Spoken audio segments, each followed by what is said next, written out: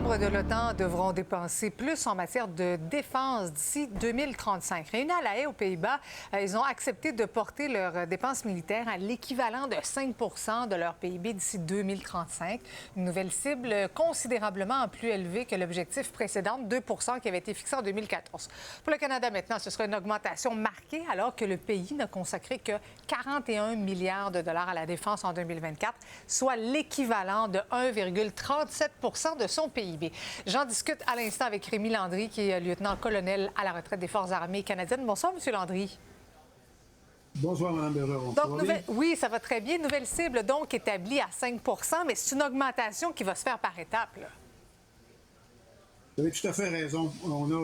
C'est prévu pour les prochaines 10 années que le Canada atteigne le 5 de son PIB.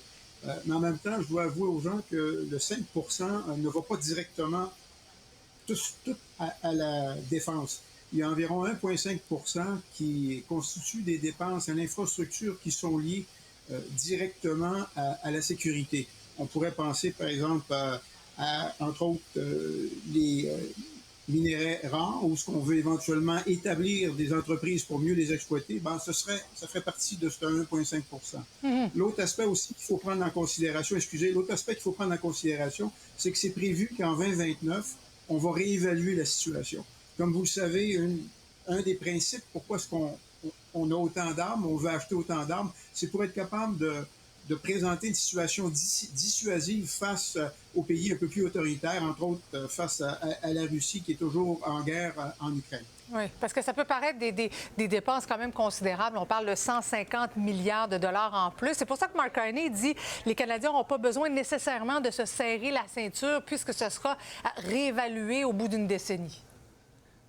Oui, c'est ça qu'il faut réaliser. Mais en demeure pas moins, je veux dire que le Canada a déjà connu ce type de dépenses militaires-là. Dans les années 50, on parlait à peu près de ça, de 5 du budget qui était dédié à la défense. Et puis graduellement, au fur et à mesure que les années passaient, ça allait diminuer jusqu'à se rendre à 1 je veux dire, la dernière année du gouvernement Harper.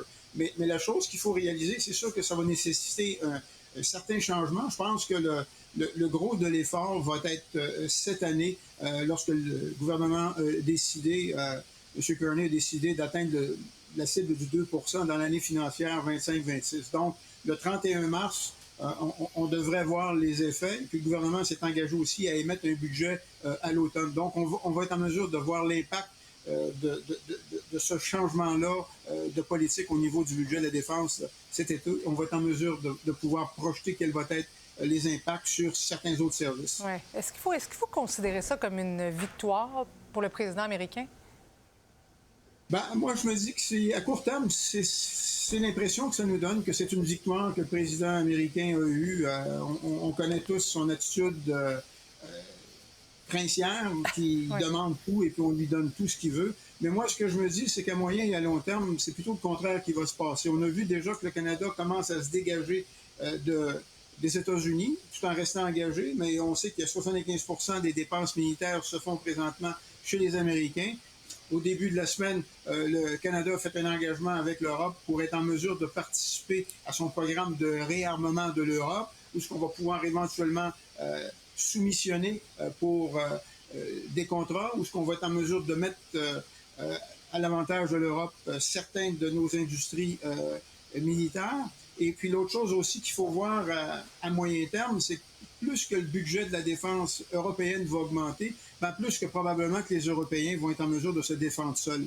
Le problème actuellement, comme on le sait, c'est que l'OTAN, sans les Américains, ça laisse tout simplement un vide au niveau de l'Europe. Ils ne sont pas en mesure de se défendre seuls. Oui. Mais avec ces investissements-là, on peut peut-être comprendre que d'ici quelques années, qu'on va être en mesure de pouvoir mieux négocier avec le gouvernement américain. Oui.